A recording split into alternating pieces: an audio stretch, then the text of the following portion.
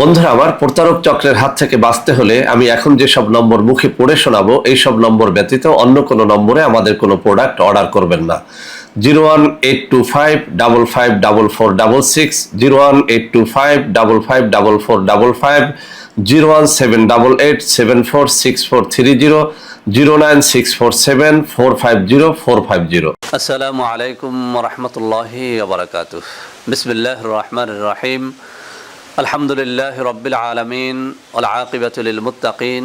আসসালাতু ওয়াসসালামু আলা নাবিয়্যিহি মুহাম্মাদিন ওয়া আলিহি ওয়া আসহাবিহি আজমাইন। আম্মা বাদ। সম্মানিত দিনদার ভাই বোনেরা, পবিত্র কুরআনুল কারীমের পবিত্র আয়াতের মাধ্যমে শরীর বন্ধ, বাড়ি বন্ধ, জাদু টোনা, বান সেহের, বেলাক ম্যাজিক, এক কথায় জিন ও ইনসানের সকল প্রকার অনিষ্টতা থেকে বাঁচার জন্যে ৩৩ আয়াতের আমল যুগ যুগ ধরে মুসলিম উম্মার কাছে সমাদৃত। বন্ধুরা আমার, এই কথা শুধু আমার মুখের কথা নয়। আপনি যদি গুগলে অথবা ইউটিউবে ৩৩ আয়াতের ফজিলত লিখে সার্চ দেন, আপনি অগণিত অসংখ্য ভিডিও এবং আর্টিকেল পেয়ে যাবেন, যেখানে পবিত্র কোরআনুল কারীম থেকে ৩৩টি আয়াত উল্লেখ করে এর ফজিলত সম্পর্কে বিস্ময়কর অনেক ঘটনাবলী উল্লেখ করা হয়েছে। তো বন্ধুরা আমার, আপনারা আমার হাতে যে কিতাবখানা দেখতে পাচ্ছেন, এটি হচ্ছে বাংলাদেশের একটা অন্যতম সহিহ দরবার, সারসিনা দরবার শরীফ থেকে প্রকাশিত ওজিফায়ে সালিহিন। এই কিতাবের মধ্যেও ৩৩ আয়াত নিয়ে অত্যন্ত চমৎকার দুটো ফজিলত এবং কয়েকটি ঘটনা বর্ণনা করা হয়েছে। বন্ধুরা আমার, ইতোমধ্যেই আমি ৩৩ আয়াত নিয়ে একটা ভিডিও আপলোড করেছিলাম আমার প্রথম চ্যানেল সাইফুল টিভির মধ্যে। সেখানে আমি বাংলাদেশের আরেকটা অন্যতম সহিহ দরবার ঝালকাঠি নেসারাবাদ দরবার শরীফ থেকে প্রকাশিত দোজাহানের সম্বল কিতাব, যে কিতাবের রচয়িতা বাংলাদেশ তথা বিশ্বের অন্যতম আলেমে দিন, হাদিয়ে জামান, মুজাদ্দিদে মিল্লাত হজরত মাওলানা আজিজুর রহমান নেসারাবাদী কায়েস সাহেব হুজুর রহমতুল্লাহ আলাই। তো বন্ধুরা আমার, হজরত কায়েস সাহেব হুজুর রহমতুল্লাহ আলাইও এই ৩৩ আয়াত পড়ার জন্যে আমাদেরকে খুব রকম উৎসাহিত করতেন। তিনি তার দোজাহানের সম্বল কিতাবের মধ্যেও এই ৩৩ আয়াত নিয়ে অত্যন্ত সুন্দর কয়েকটি ঘটনা উল্লেখ করেছেন। তো বন্ধুরা আমার, আমি আজকে আপনাদের অনুরোধে এই সাইফুল টিভি 2 আমার দ্বিতীয় চ্যানেলে ৩৩ আয়াত আপলোড করতে যাচ্ছি। আমার অনেক ভাই বন্ধুরা ৩৩ আয়াত ধীরে ধীরে তেলাওয়াত করে আমাকে শোনাতে বলেছিলেন এবং সেই সাথে পবিত্র কোরআনুল কারীম থেকে ৩৩ আয়াতের অর্থ এখানে তুলে ধরতে বলেছিলেন। তো বন্ধুরা আমার, আমি শুধু সংক্ষেপে একটা কথাই বলবো। ৩৩ আয়াত সম্পর্কে বুজুর্গানে দিন সাক্ষী দিয়েছেন, এটা এমন এক আয়াত যেটা পড়ে যদি কেউ রাত্রিবেলাতে শুয়ে যায়, ওই বাড়ি চুরি ডাকাতি থেকে শুধু রক্ষা পায় না, সকল ধরনের অনিষ্টতা থেকে রক্ষা পায়। ৩৩ আয়াত যদি কেউ সকাল সন্ধ্যা নিয়ম করে পড়ে তার গা ঝেড়ে নেয়, তাহলে ওই শরীরের উপরে কোনো ধরনের জাদু টোনা, বান সেহের, বেলাক ম্যাজিক আসর করতে পারে না, কাজ করতে পারে না। ৩৩ আয়াত যে ব্যক্তি পাঠ করে সেই শুধু নিরাপদে থাকে না, তার আত্মীয় স্বজন, তার পাড়াপড়শি সহ সকলকে আল্লাহ রাব্বুল আলামিন মেহেরবানি করে এই ৩৩ আয়াতের বরকতে রক্ষা করে থাকেন। তো বন্ধুরা আমার, এরকম অনেক ঘটনা বিভিন্ন কিতাবের মধ্যে পাবেন। আমি শুধু এই আমার জীবনের একটা ছোট্ট ঘটনা, এই কয়েকদিন আগের ঘটে যাওয়া একটা ঘটনা আপনাদের সামনে উল্লেখ করতে চাই।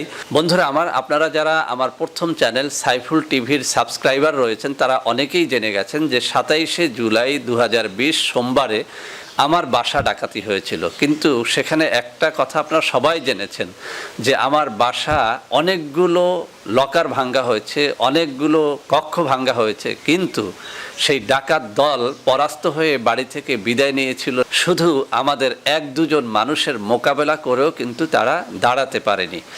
তো বন্ধুরা আমার, অনেকেই অনেক রকমের মন্তব্য আপনারা করে থাকবেন। আমি আরও একটা ভিডিওর মধ্যে বলেছিলাম, এটি আমারও কোনো কারামত নয়, আমার আব্বারও কোনো কারামত নয়, এটি হচ্ছে পবিত্র কোরআনুল কারীমের ৩৩ আয়াত এবং আয়াতুল কুরসির আমলের ফজিলত।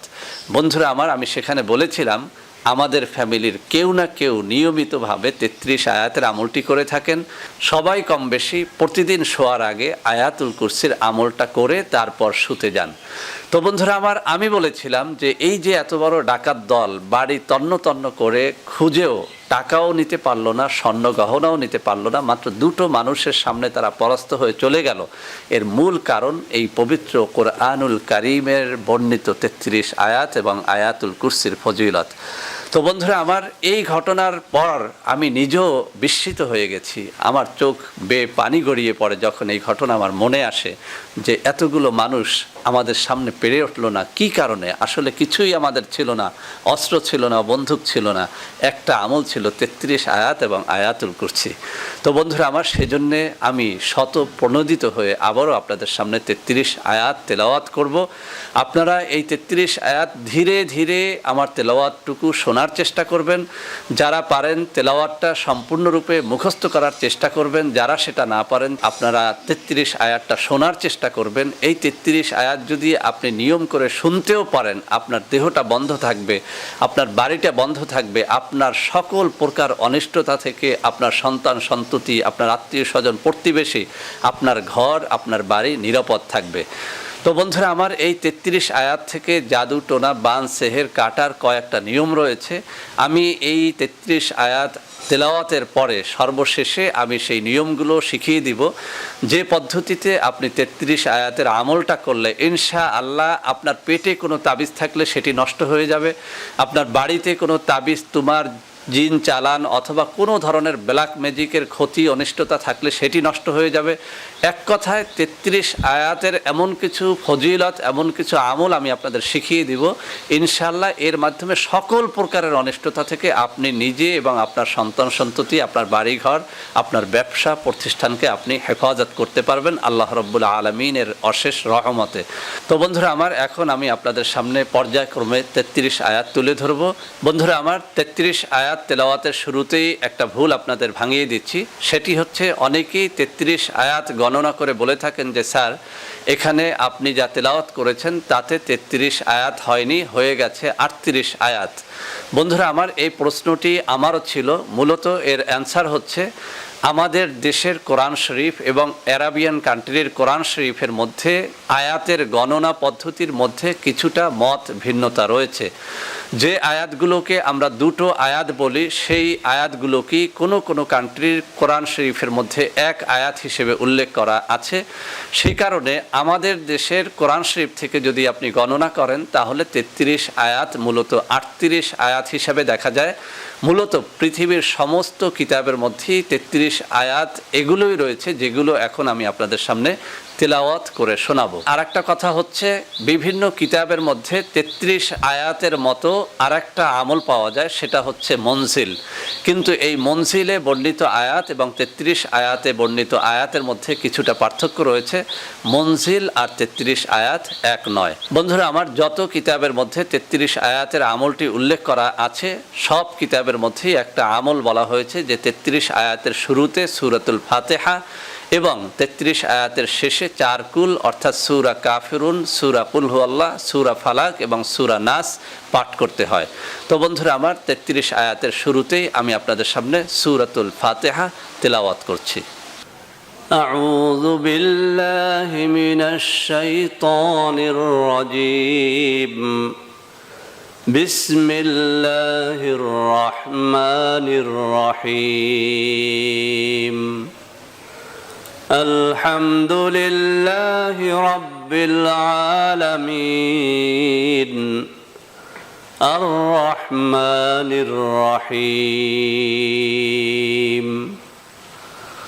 مالك يوم الدين إياك نعبد وإياك نستعين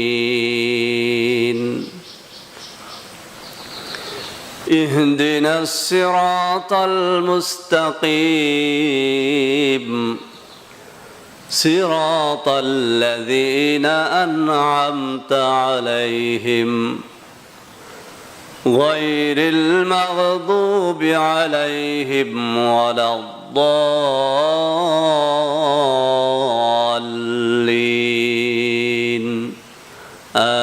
آمين। বন্ধুরা আমার, এ পর্যায়ে আমরা তেলাওয়াত করব সূরাতুল বাকারার 1 নম্বর আয়াত থেকে 5 নম্বর আয়াত পর্যন্ত। بسم الله الرحمن الرحيم ألف لام ميم ذلك الكتاب لا ريب فيه هدى للمتقين الذين يؤمنون بالغيب ويقيمون الصلاة ومما رزقناهم ينفقون والذين يؤمنون بما أنزل إليك وما أنزل من قبلك وبالآخرة هم يوقنون أولئك على هدى من ربهم وأولئك هم المفلحون বন্ধুরা আমার 33 আয়াতের জন্য এই পর্যায়ে আমাদের তেলাওয়াত করতে হবে সূরাতুল বাকারার 255 নম্বর আয়াত থেকে 257 নম্বর আয়াত পর্যন্ত। মূলত এই আয়াতের মধ্যেই রয়েছে আয়াতুল কুরসি।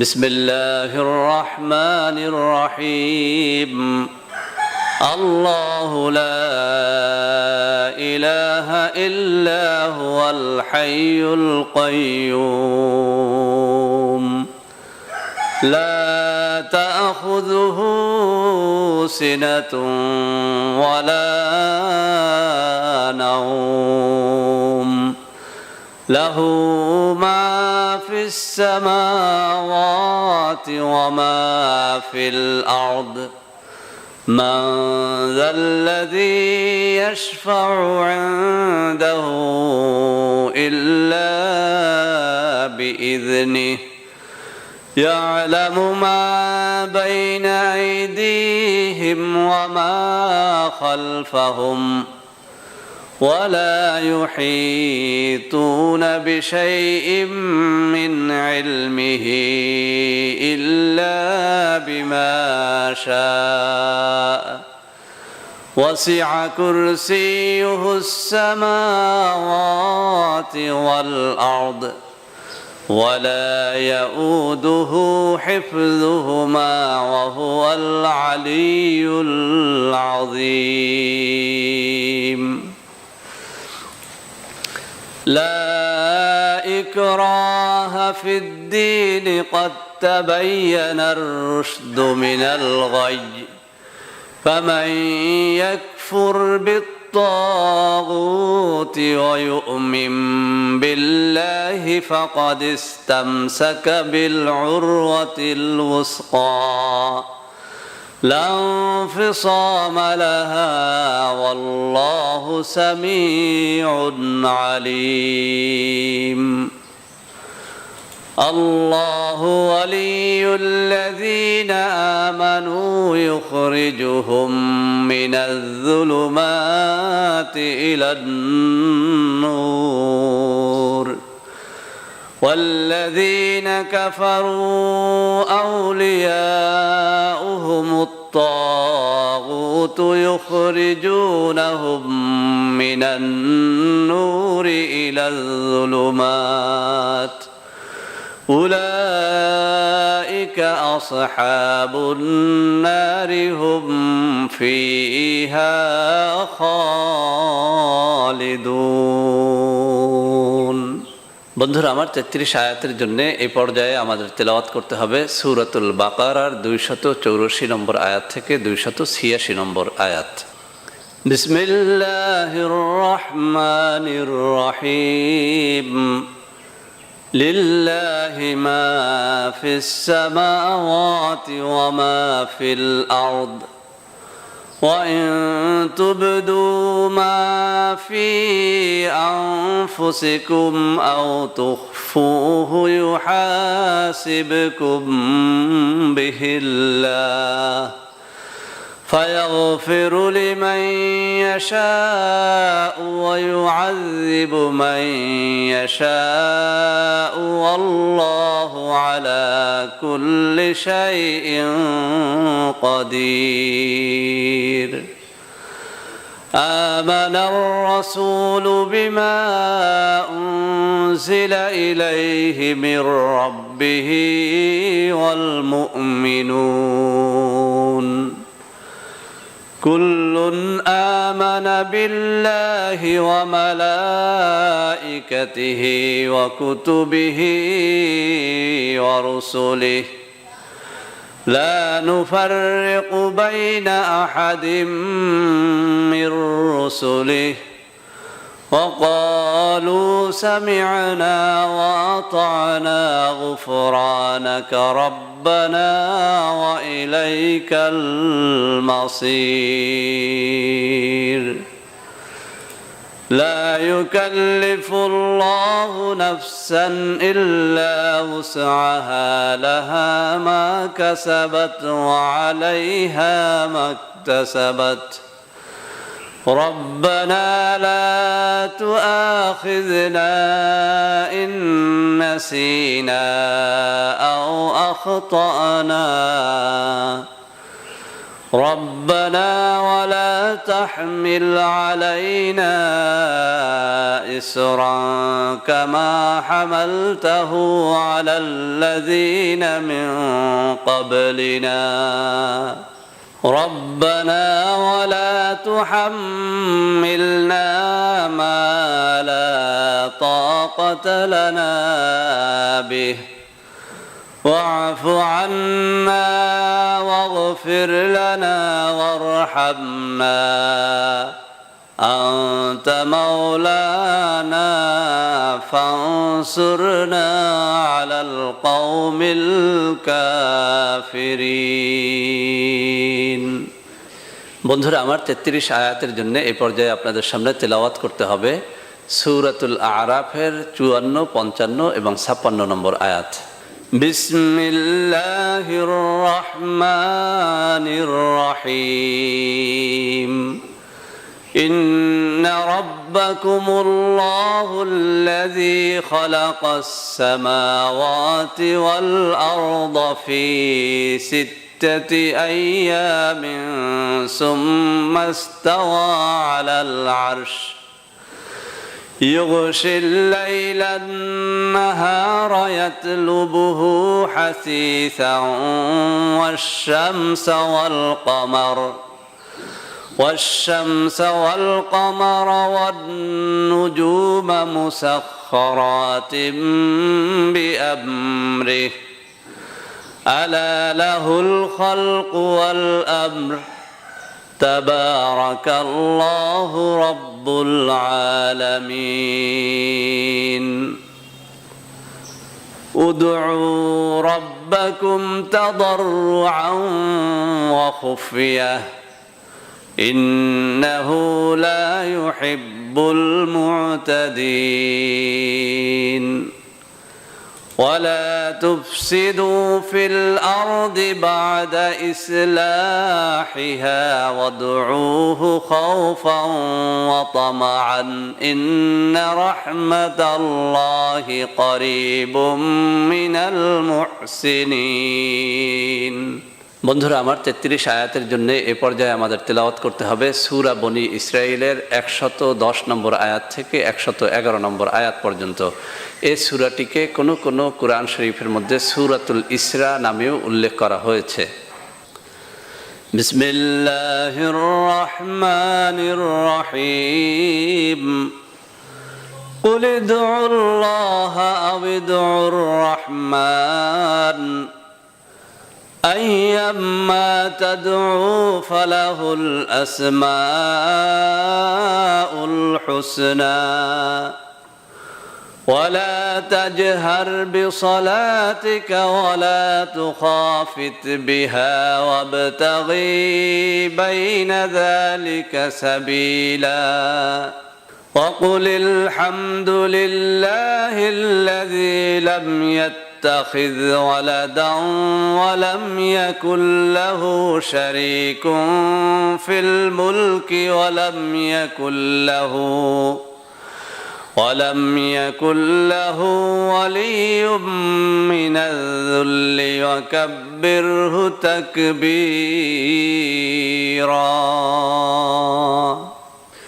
বন্ধুরা আমার 33 আয়াতের জন্য এই পর্যায়ে আমাদের তেলাওয়াত করতে হবে সূরাতুস সাফফাতের 1 থেকে 11 নম্বর আয়াত পর্যন্ত। বিসমিল্লাহির রহমানির রহিম والصافات صفا فالزاجرات زجرا فالتاليات ذكرا إن إلهكم لواحد رب السماوات والأرض وما بينهما ورب المشارق إنا زينا السماء الدنيا بزينة الكواكب وحفظا من كل شيطان مارد لا يسمعون إلى الملأ الأعلى ويقذفون من كل جانب دحورا ولهم عذاب واصب إلا من خطف الخطفة فأتبعه شهاب ثاقب فاستفتهم أهم أشد خلقا أم من خلقنا إنا خلقناهم من طين لازب বন্ধুরা আমার 33 আয়াতের জন্য এই পর্যায়ে আমাদের তেলাওয়াত করতে হবে সূরা আর রহমানের 33 থেকে 35 নম্বর আয়াত পর্যন্ত। বিসমিল্লাহির রহমানির রহিম يا معشر الجن والإنس إن استطعتم أن تنفذوا من أقطار السماوات والأرض فانفذوا لا تنفذون إلا بسلطان فبأي آلاء ربكما تكذبان يرسل عليكما شواظ من نار ونحاس فلا تنتصران فبأي آلاء ربكما تكذبان বন্ধুরা আমার 33 আয়াতের জন্য এই পর্যায়ে আমাদের তেলাওয়াত করতে হবে সূরা হাশরের শেষ 4 আয়াত অর্থাৎ 21 থেকে 24 নম্বর আয়াত পর্যন্ত। বিসমিল্লাহির রহমানির রহিম لو أنزلنا هذا القرآن على جبل لرأيته خاشعا متصدعا من خشية الله وتلك الأمثال نضربها للناس لعلهم يتفكرون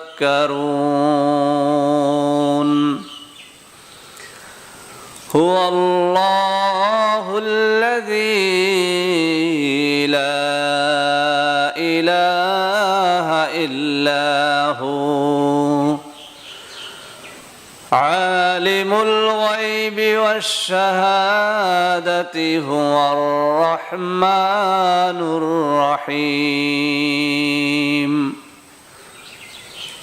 هو الله الذي لا إله إلا هو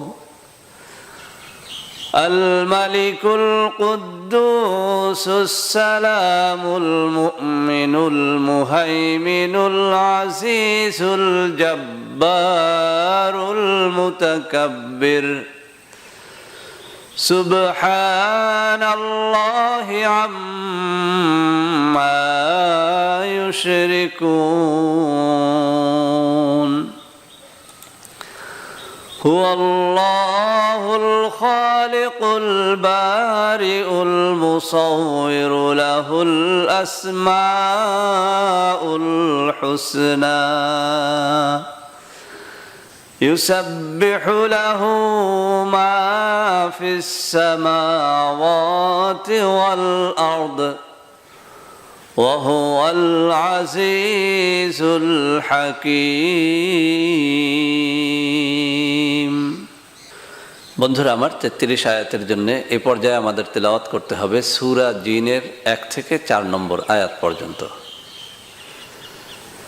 বিসমিল্লাহির রহমানির রহিম قل أوحي إلي أنه استمع نفر من الجن فقالوا إنا سمعنا قرآنا عجبا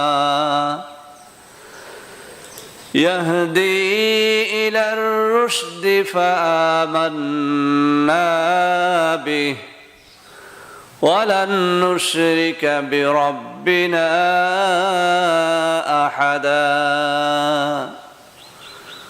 وأنه تعالى جد ربنا ما اتخذ صاحبة ولا ولدا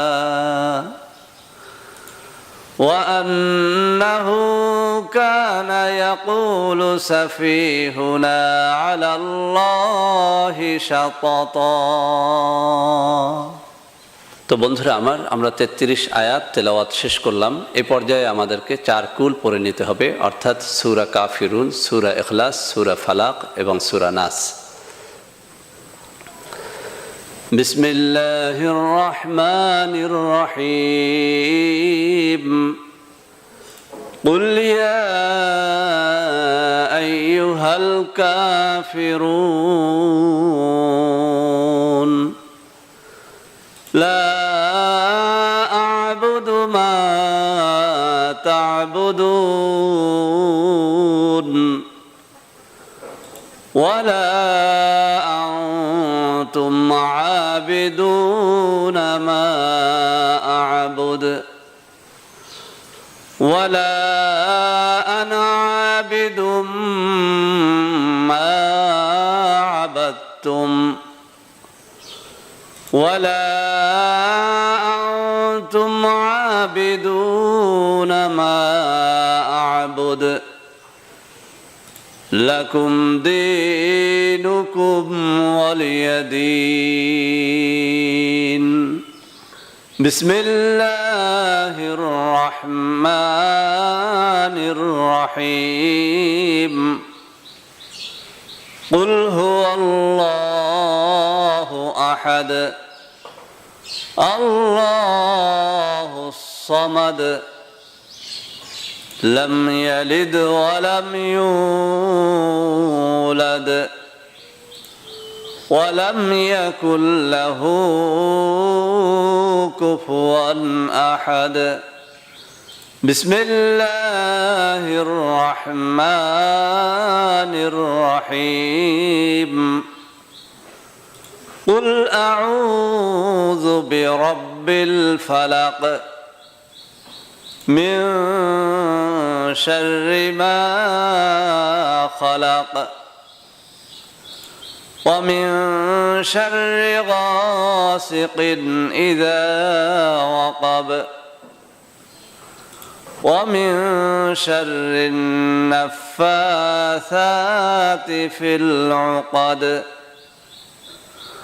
ومن شر حاسد إذا حسد بسم الله الرحمن الرحيم قل أعوذ برب الناس ملك الناس إله الناس من شر الوسواس الخناس الذي يوسوس في صدور الناس من الجنة والناس صدق الله العظيم। তো বন্ধুরা আমার, এই 33 আয়াত বিভিন্ন রকমের সমস্যার জন্য বিভিন্ন নিয়ম ফলো করে ব্যবহার করতে হয়। যেমন জাদু টোনা বান সেহের যে কোনো প্রকারের জিন পরীর আছর, এক কথায় সকল প্রকারের অনিষ্টতা থেকে বাঁচার জন্যে সকাল ও সন্ধ্যায় একবার করে পড়তে হয়। অর্থাৎ প্রতিদিন ফজরের নামাজের পরে একবার এবং মাগরিবের নামাজের পরে একবার পড়ে দু হাতের তালুতে ফুঁক দিয়ে সেই হাতের তালু সমস্ত শরীরে মাসাহ করতে হয়, অর্থাৎ দু হাত দিয়ে সমস্ত শরীর ঝেড়ে নিতে হয়। এই কাজটি যে অভ্যাসে পরিণত করতে পারে সে সকল প্রকারের জিন ও ইনসানের অনিষ্টতা থেকে হেফাজতে থাকে। কোনো কঠিন জাদুগ্রস্ত বা জিনগ্রস্ত রোগীর আরোগ্যের জন্য এই 33 আয়াত কয়েকটা নিয়মে আমল করতে হয়। এক নম্বর হচ্ছে সকাল দুপুর ও রাত্রিতে এই 33 আয়াত পড়ে তার শরীর ঝেড়ে দিতে হয়। 2 নম্বর হচ্ছে সকাল দুপুর ও রাত্রিতে এই 33 আয়াত দিয়ে পানি পড়ে সেই পানি রোগীকে খাওয়াতে হয়। 3 নম্বর হচ্ছে এই 33 আয়াত কমপক্ষে প্রতিদিন একবার পানিতে ফুঁক দিয়ে সেই পানি দিয়ে রোগীকে গোসল করাতে হয়।